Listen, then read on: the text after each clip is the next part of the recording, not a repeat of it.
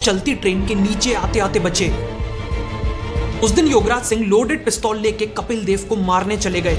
Andrew Flintoff ने युवराज से कहा कि I am gonna cut your. उन्हें इतना गुस्सा आया कि उन्होंने 6 छक्के जड़ दिए। पूरे वर्ल्ड कप के दौरान उन्हें किसी भी वक्त हार्ट अटैक आ सकता था। मैच के बीच में खून की उल्टियां कर उसी मैच में सेंचुरी मार दी। जब चेस्ट का एक्सरे आया तो उसमें एक लंग गायब था और कैंसर से वापस आके अपना हाईएस्ट ओडीआई स्कोर मार दिया।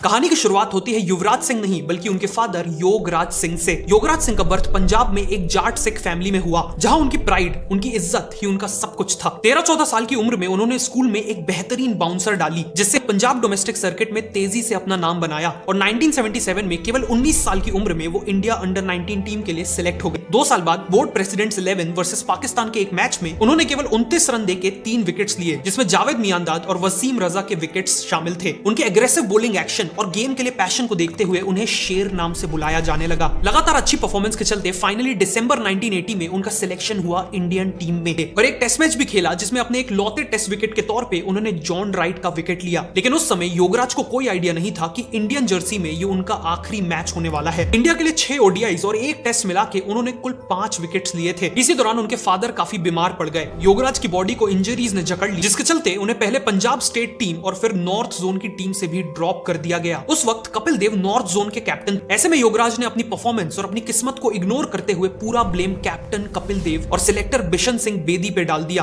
कपिल देव के अगेंस्ट उनकी नफरत इस हद तक बढ़ गई कि वो एक दिन 1981 में लोडेड पिस्तौल लेके कपिल देव के घर पहुंच गए और केवल इसीलिए उन्होंने ठान लिया कि जो कुछ भी अधूरा रह गया है उसे पूरा करेगा उनका बेटा युवराज सिंह।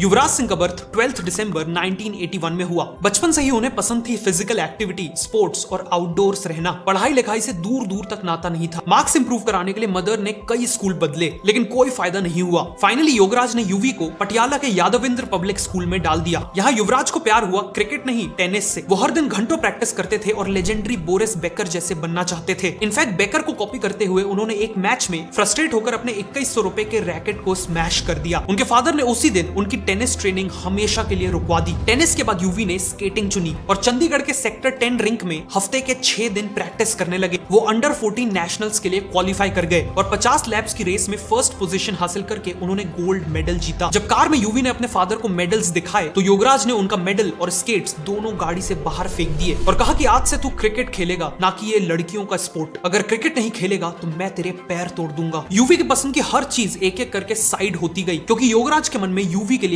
केवल एक मंजिल थी, क्रिकेट। ज्यादातर इंडियंस की तरह युवराज ने भी क्रिकेट की शुरुआत गली क्रिकेट से की, लेकिन सीरियस क्रिकेट शुरू हुआ 1992 में, जब 11 साल के यूवी को योगराज ने पटियाला का महारानी क्लब ज्वाइन करवाया। यहीं पे Indian opener Navjot Singh Sidhu regularly खेला करते थे। योगराज ने सिद्धू को यूवी की बैटिंग देखने को कहा। कुछ ही देर में सिद्धू ने योगराज को ब्लंटली कहा कि ये लड़का क्रिकेट के लिए नहीं बना है। योगराज को इतना गुस्सा आया कि उन्होंने यूवी से कहा कि अपना बस्ता उठा और घर चल, अब मैं देखता हूँ कि तू क्रिकेट कैसे नहीं खेलता। चंडीगढ़ की जमा देने वाली ठंड में भी यूवी को सुबह 4 बजे उठना पड़ता था। अगर नहीं उठे तो उनके ऊपर फ्रीजिंग कोल्ड वाटर उड़ेल दिया जाता था। योगराज ने यूवी की मदर शबनम का ब्यूटीफुल गार्डन उजाड़ के उसे मार्बल फ्लोर्ड प्रैक्टिस स्पेस में कन्वर्ट कर दिया और इवन फ्लडलाइट्स लगा दी ताकि अंधेरे में भी प्रैक्टिस ना रुके। और योगराज पूरे दिन यूवी से केवल क्रिकेट और कपिल देव की बातें करते थे। वो चाहते थे कि यूवी उनकी तरह या शायद कपिल देव की तरह एक फास्ट बॉलिंग ऑलराउंडर बने। छोटे से यूवी के लिए ये सब बेहद चैलेंजिंग था, क्रिकेट में बेहतर बनना। इवेंचुअली उनकी पेस इंप्रूव हुई, रिफ्लेक्सेस शार्प हुए और वो क्रिकेट को एंजॉय करने लगे। करीब 1 साल तक चली इस ट्रेनिंग के बाद 12 साल के यूवी को बिशन सिंह बेदी के क्रिकेट कैंप में एनरोल किया गया। बिशन सिंह बेदी ने बहुत जल्द युवराज को फास्ट बॉलिंग से बैटिंग में शिफ्ट कर दिया और वो स्पिन बॉलिंग भी करने लगे। 1997 में केवल 15 साल की एज में यूवी ने पंजाब के लिए फर्स्ट क्लास क्रिकेट में डेब्यू किया। उनका मैच था ओडिशा के अगेंस्ट मोहाली में। बल्ले से उन्होंने स्कोर किए 0 और एक कैच भी ड्रॉप कर दिया, जिसके चलते उन्हें 2 साल तक डोमेस्टिक क्रिकेट में कोई मौका नहीं मिला। 1999 में उन्होंने हैदराबाद के अगेंस्ट एक मैच में वापसी की, लेकिन फिर से केवल 20 रन बनाए। इसी दौरान जब एक रणजी प्रैक्टिस मैच में वो 39 रन में आउट हो गए। ब्रेकफास्ट के दौरान योगराज ने यूवी के ऊपर दूध का ग्लास फेंक के मारा और कहा कि तूने मेरी रेपुटेशन मिट्टी में मिला दी। अगर तू मेरा बेटा नहीं होता तो मैं तुझे गोली मार देता। ऐसा लगा कि यूवी का करियर कहीं नहीं जा पाएगा। हरियाणा के अगेंस्ट एक मैच में उन्होंने अपनी पहली फर्स्ट क्लास सेंचुरी बनाई। 21 फोर्स और 2 सिक्सेस के साथ 149 रन इन 291 बॉल। फिर आया कूच बिहार ट्रॉफी का फाइनल। यूवी की टीम पंजाब का मुकाबला था बिहार की टीम से, जिसमें महेंद्र सिंह धोनी नाम का एक यंग विकेट कीपर भी था। बिहार की पूरी टीम ने बनाए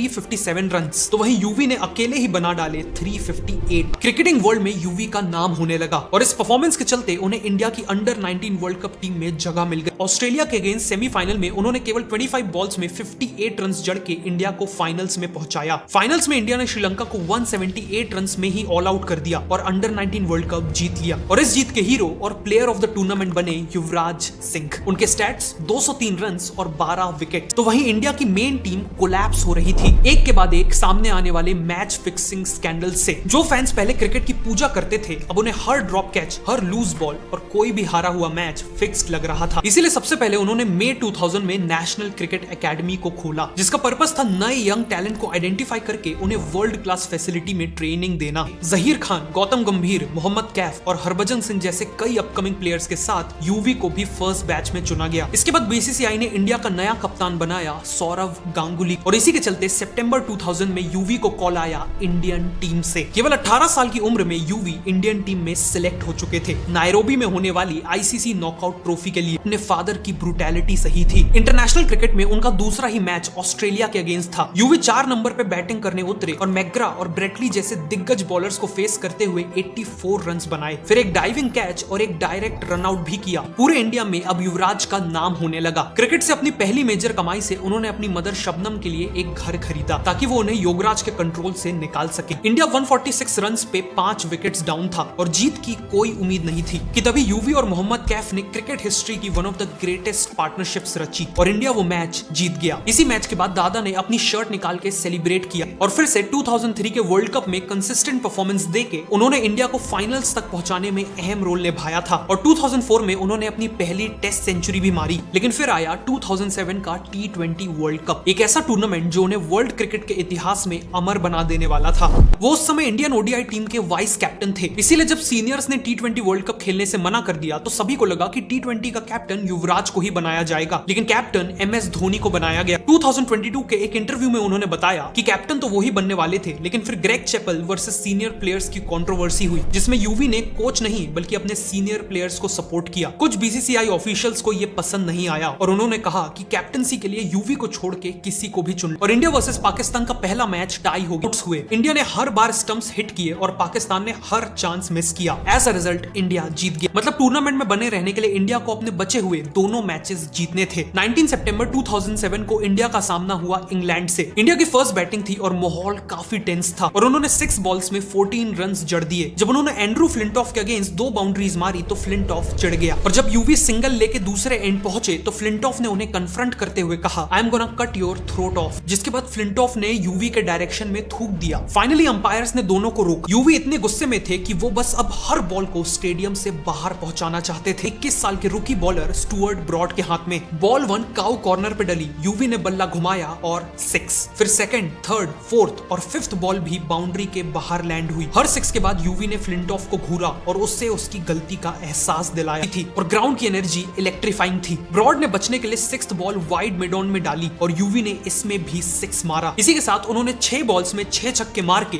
साथ ही केवल 12 बॉल्स में 50 करके उन्होंने फास्टेस्ट T20 हाफ सेंचुरी भी जड़ दी। इंडिया ये मैच जीत गया जिससे इंडिया फाइनल्स तक भी पहुंच गया। इंडिया ने पाकिस्तान के अगेंस्ट एक नेल बाइटिंग फाइनल मैच जीता और हम उस दिन T20 वर्ल्ड चैंपियंस बन गए। ऐसा लगा कि कुछ भी उनके अगेंस्ट नहीं जा सकता, लेकिन तभी कहानी में एक बहुत बड़ा ट्विस्ट आता है।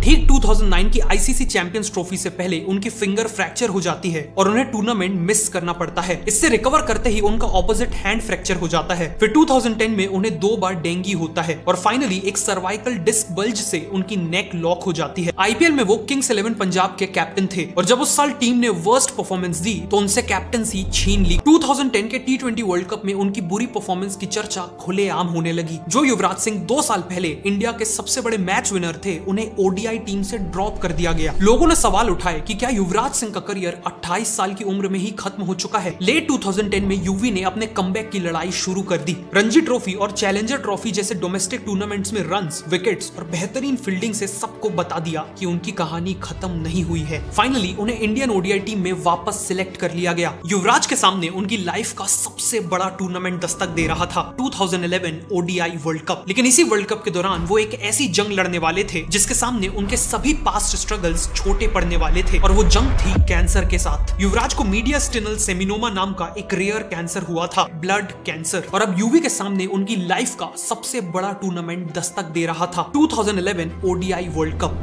उन्होंने वर्ल्ड कप के लिए 2 बैट्स तैयार किए। सच तो यह था कि उनकी मदर सीक्रेटली उनका बैट फतेहगढ़ के बड़े बाबा जी के संगत में ले गई थी, जहां हजारों लोगों ने उनके बैट को ब्लेस किया। वर्ल्ड कप का दूसरा मैच इंग्लैंड के अगेंस्ट था, जिसमें यूवी ने 58 रन बनाए और मैच टाई हो गया। फिर आयरलैंड के अगेंस्ट भी एक 50 बनाई और वर्ल्ड कप हिस्ट्री के पहले प्लेयर बने जिसने एक मैच में 5 विकेट्स लिए। फिर नेदरलैंड्स के अगेंस्ट भी 50 बना के हाफ सेंचुरी की हैट्रिक लगा दी। लेकिन अंदर ही अंदर वो लिटरली मर रहे थे, वो कॉन्स्टेंटली वॉमिट कर रहे थे। एक सिंगल दौड़ने पे भी उनकी सांस फूल जा रही थी और वो महीनों से बिना स्लीपिंग पिल्स के सोए नहीं थे। ट्यूमर उनकी पल्मोनरी आर्टरी को दबा रहा था, उनके लेफ्ट लंग और हार्ट को धीमे धीमे क्रश कर रहा था। मतलब वर्ल्ड कप के दौरान लिया हर एक रन, बाउंड्री और विकेट उनकी जान ले सकता था, क्योंकि झटका पड़ने से उन्हें हार्ट अटैक आ सकता था। वर्ल्ड कप में जब वो वेस्ट इंडीज के खिलाफ बैटिंग करने उतरे तो इनिंग्स के दौरान वो लिटरली खून की उल्टियां कर रहे थे। मैच को 2 बार रुकवाया गया और जब अंपायर साइमन टफल ने यूवी से पूछा कि क्या आप पवेलियन वापस जाना चाहेंगे, तो यूवी ने जवाब दिया, अगर मैं बेहोश हो जाऊं तो मुझे हॉस्पिटल ले जाना, लेकिन उससे पहले मैं नहीं जाने वाला। युवराज ने उस दिन 113 रन बनाए, 2 विकेट्स लिए और इंडिया को सेमीफाइनल्स में पहुंचाया। क्वार्टर फाइनल्स में ऑस्ट्रेलिया को हराकर इंडिया सेमीफाइनल्स में पहुंचा और फिर पाकिस्तान को हराकर फाइनल्स में पहुंच गया। फाइनल से एक रात पहले भी उन्हें खून की उल्टियां हो रही। मुंबई का Wankhede stadium, India versus Sri Lanka world cup final. जब यूवी बैट करने आए तो इंडिया को जीत के लिए केवल 50 रन चाहिए थे और वो नॉन स्ट्राइकर एंड पे ही थे जब धोनी ने वो आइकॉनिक विनिंग 6 मारा। फाइनली टीम इंडिया और यूवी वर्ल्ड चैंपियंस बन चुके थे। उन्हें 362 रन्स और 15 विकेट्स लेने के चलते प्लेयर ऑफ द टूर्नामेंट के खिताब से नवाजा गया। लेकिन उन्हें अंदाजा नहीं था कि ये आदमी अपनी मौत से सिर्फ एक कदम दूर खड़ा है। वो ज्यादा ट्रेनिंग करने पर भी वीक हो रहे थे, अच्छा खाना खाने पर भी वेट लूज कर रहे थे। आईपीएल खत्म होने के बाद उनके फ्रेंड जतिन चौधरी ने उनकी नॉन स्टॉप खांसी को नोटिस किया और डॉक्टर पीडीएस कोहली को चेकअप करने को कहा। जब उनके चेस्ट का एक्सरे आया तो उनका केवल